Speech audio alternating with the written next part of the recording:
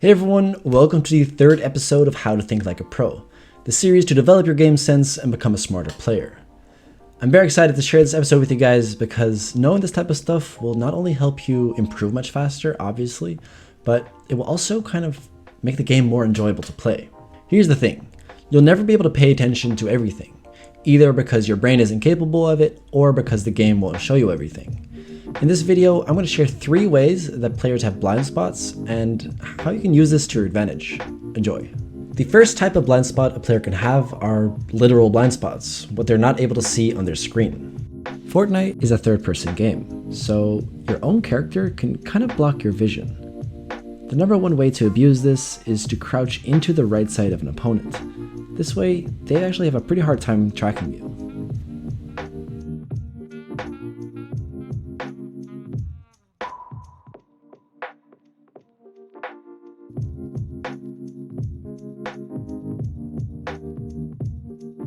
The second type of blind spot a player can have is related to fakeouts. If you can guide the attention of your opponent to one way, you can actually catch them off guard and get some free damage.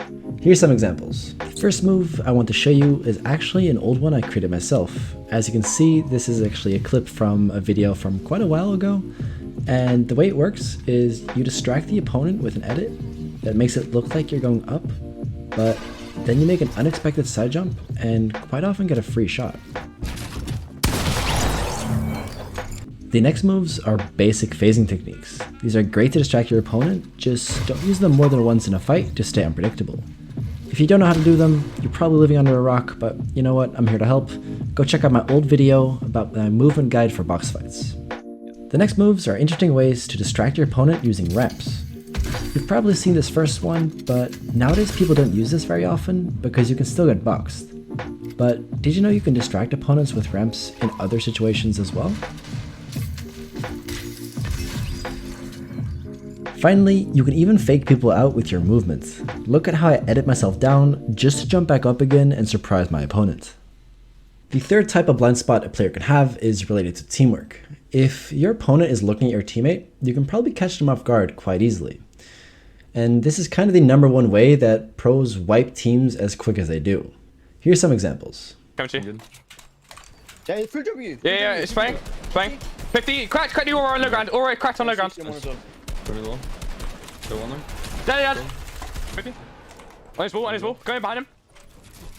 Go down. Yeah. Fight, dead.